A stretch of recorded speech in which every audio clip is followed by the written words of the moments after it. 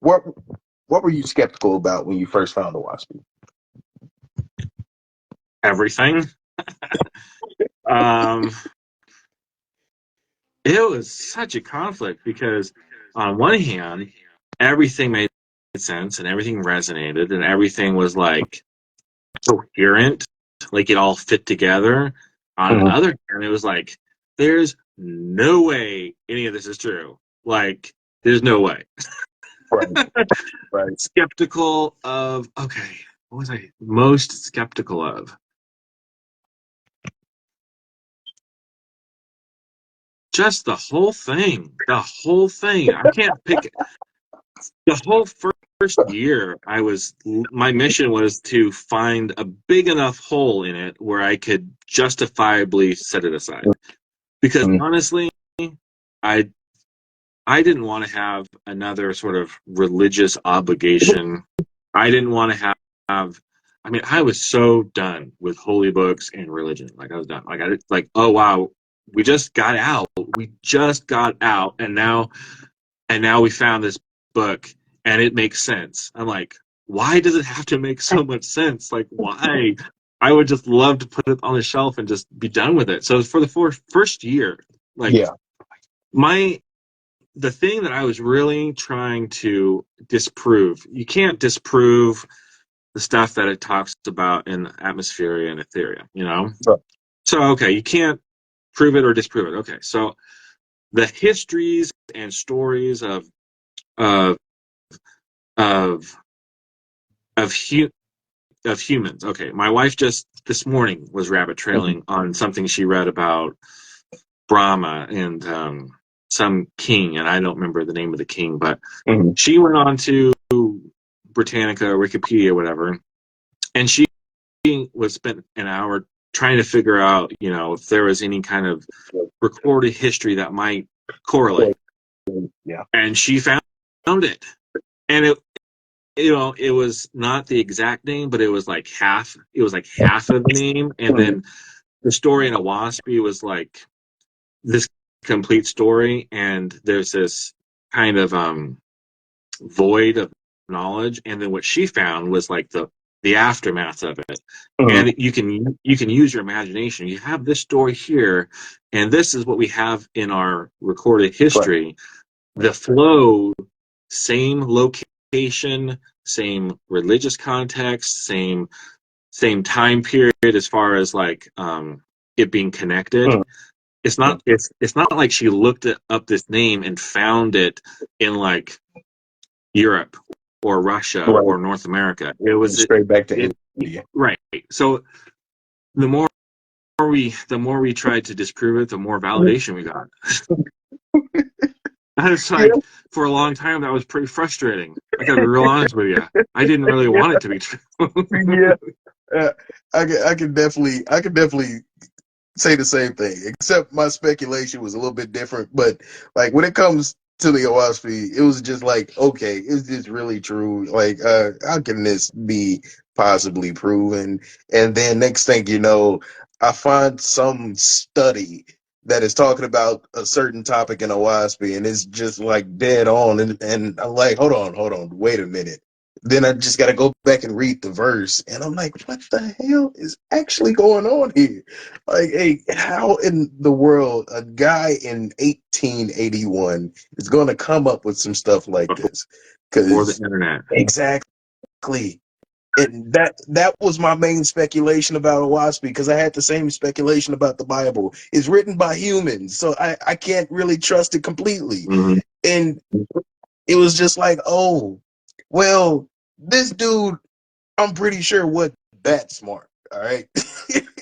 I don't think anybody is this smart. Like, there's a lot of geniuses in the world that are not going to be this smart, because Mm-hmm. most geniuses are one dimensional, meaning that they just focus on one certain area of Mm-hmm. their studies. You know, this is completely broad in Yeah. every different direction. And it's just like, I don't understand what mind in this world can come up with something like this and be accurate about it, you know? it was weird, dude. It was weird. Have you looked at any of the old newspaper articles contemporary to Oahspe, like within like 20, 50 years of it?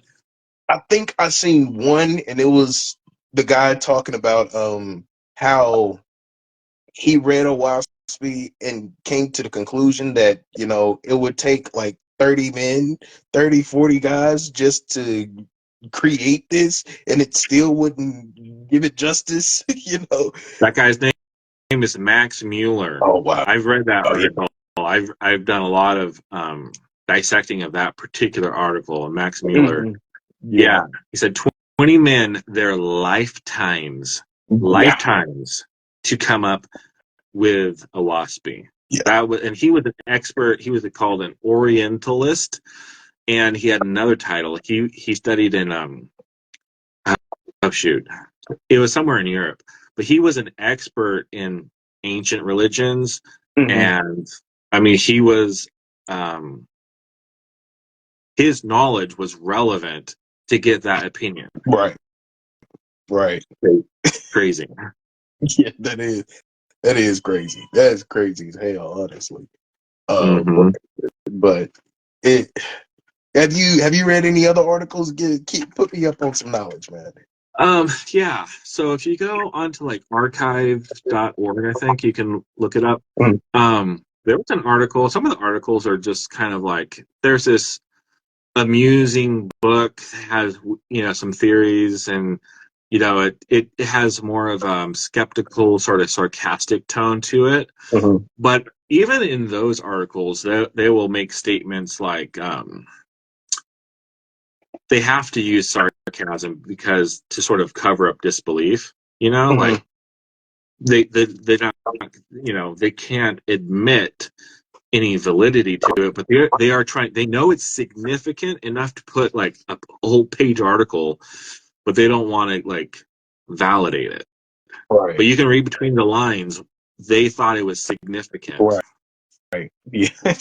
Yeah. I don't think anybody that has read it thinks otherwise. Because it's just like, first of all, the significance of the size of the book gets me. Yeah, yeah. But the content, uh, before you even get to the Book of Jehovah, the editor's preface literally is just like, okay, this is something that I can either throw away if I want to, or I can use it. And these people are being completely transparent about a book. Before I even get into the meat of it, Mm-hmm. you don't get that many places, especially dealing with spiritual awareness.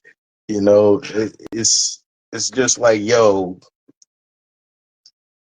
I can read this book freely without feeling that I am connected to this book in Yeah. any way. You know, It was very disarming. Like you said, the very beginning of the book, the way that they lay it out, Mhm.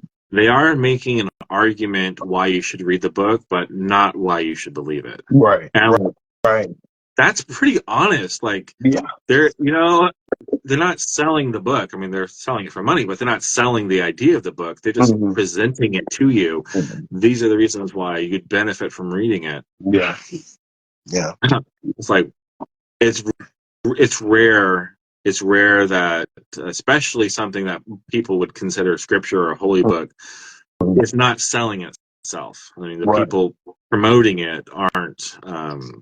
They're very fair and balanced about it.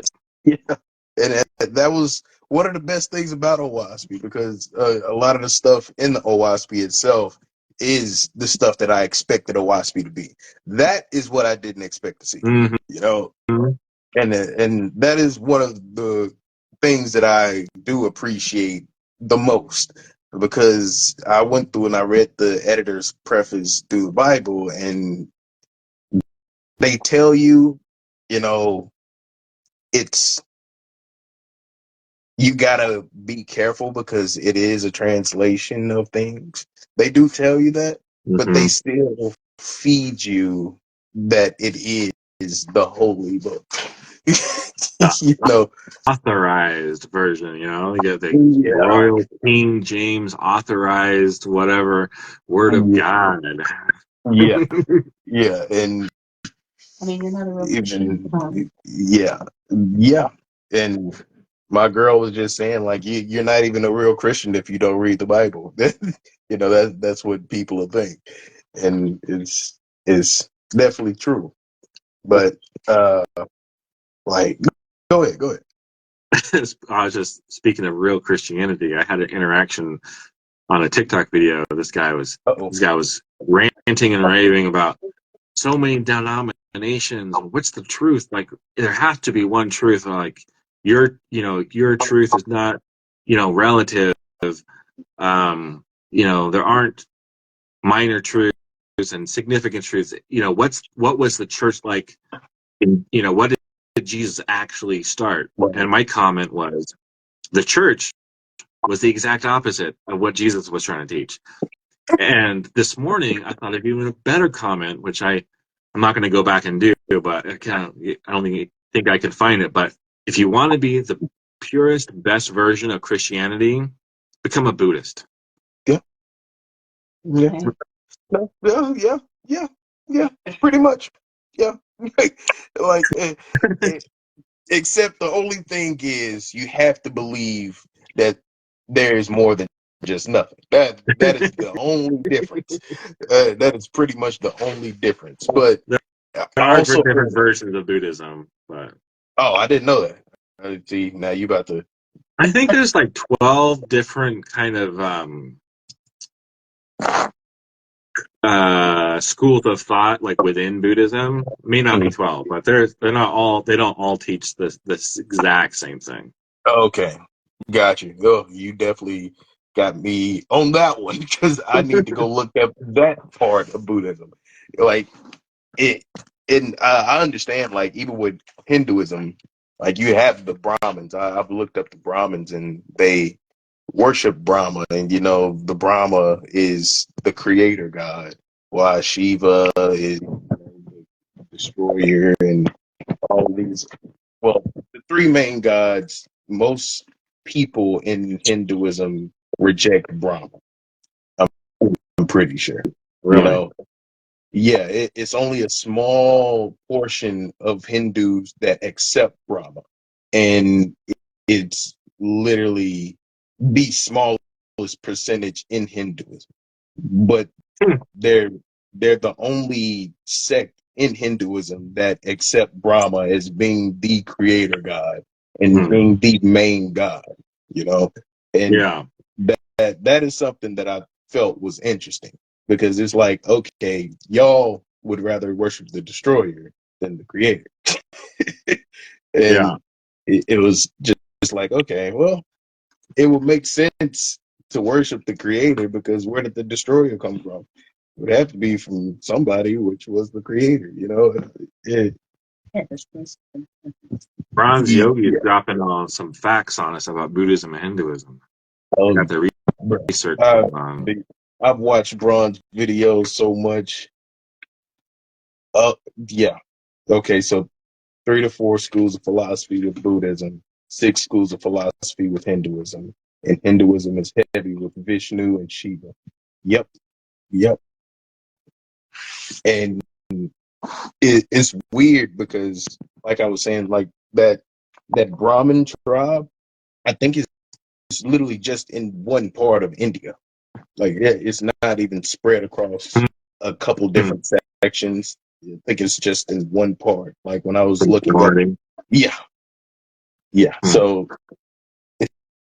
I Hmm. also heard a quote coming from Christianity: "If you want to be a real Christian, the first thing you have to do is put away all religion."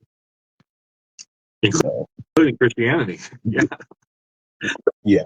So, Uh, that would have been interesting to hear while I was a Christian. I wonder what I would have thought if I would have heard that. mhm, yeah. I don't know. it it's interesting. It is interesting because Most, okay, I grew up a Seventh-day Adventist, and our identity was very linked to the religion. We were Adventists almost we were Adventist Christians, not Christian Adventists. We were Adventist Christians. Yeah, no, I'm not kidding on that. And the idea of not having a religion was never even occurred to me to not be part of a religion. And I mean, until I, was in my 30s, I'm like, lived a little bit of time, but growing up, Yeah. to even consider being just a Christian without Adventism was sacrilege. Yeah. Just, it would be like worshiping the devil. That's Yeah. what it would be like if you lost that religious aspect of it. Yeah, and it's sad that that is the case, because even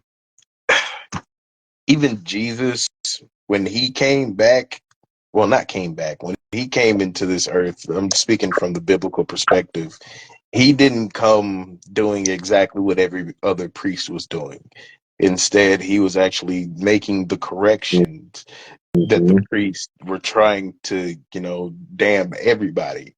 And he was just coming and fixing the screws that were loose. Mm-hmm. And he was hated, but at the same time, it was not a religious spirit on him at all. No, it's anti structure, anti religion. It was Yep. literally a more of a communal, one-on-one, person-to-person connection Yep. of brotherly love. Sums it Mhm. up, just loving each other. Yep. And you can tell when they tell you that he was hanging out with the hoes. He was hanging out with the drug dealers. You know what I'm saying? Yeah. He was hanging out with all the people that we would consider as the scum of the earth. And that says a lot about him by itself. And that's why I had to look at Christianity in a different light, because I didn't see enough of that. It Oh, was like, yeah, and I'm the kind of person that I can hang out with anybody, you know, and it's not going to bother me what kind of lifestyle you live, unless you're living outrageously crazy. I don't deal with those people, but for the most part, if you're able to be cordial, I can be a cordial person, And when go ahead. when I was trying to find my path as a Christian, I wasn't trying to leave Christianity, but this pastor was telling a story. A church. He was invited. He was hired by a church, and almost immediately he started bar ministry. Oh, wow. And so what he would do, he would uh, it'd be two men and two women. The Mhm. women would get a booth, and what they would do is hold that spiritual energy of protection, prayer, and Mhm. the men would seek out opportunities to minister and to be of service, whatever. Well, it was pretty effective. In about 6 months' time, he was bringing so many like hookers and drunks to church, and they were getting baptized, and their Yeah. lives were changed. Yeah. Well, the board did not like the riffraff he was bringing into church. Oh my God. Needless Here to we say, go. like over half of the original congregation left, and well, it made the church better off. It was like cutting out of cancer, Yeah. Yeah. and they left. And the pastor was like, they couldn't have left quick enough. Get these fake Christians out of my church. Right. And that is something that I can respect right there. Like, if I was a part of that congregation, I would look at that pastor in a different light. You know, Mm-hmm. I would not be, I would be able to give to that person, because I see the type of ministry that he's trying to build. Mm-hmm. A lot of the times, like when I go to church now, I just think of it as a money scam. Like Yeah. it's it's pretty evident in Hebrews 7 that we're not supposed to pay tithes anymore. I don't have a Mm-hmm. problem at all with offerings. I really don't have a problem at all with offerings. If you give me something that I've needed in my life and I'm going to hold to, I'm able to give you a piece of an offering of my money. I don't have a problem with that because you're giving me the choice. But when you tell me that I have to do this for you because it's something that God said, I'm just like, okay, no. I don't think that's how it works. I really don't think that's how it works. And church itself is taking a massive hit right now. In this society, like I can see everything Oahspe is saying about the Cosmon era in today's time Yeah. because I've never seen so many people leaving spiritual systems and religions in order to go find our Father for themselves. Mm-hmm. It is a beautiful thing, and I'm not going to judge anybody that is on their own progression, because Yeah. it took me a lot of time for a little bit. I've almost went full in on being Islamic radical, you know. So it I've had my ups and downs through this whole process, but Yeah. I'm just looking at the prophecies of Oahspe said about the Cosmon era, and I can say my household is a living example of it right now. Mm-hmm. And it's beautiful just being able to, say, I'm going to leave the structures of government, of religion. I'm going to leave all of that stuff and be, first of all, with my creator, Yeah. you with my family, and try to love everybody else around me like I love myself. And it makes a world of a difference because you don't have that weight on your shoulders. It's not a weight that you're carrying on a day-to-day basis. So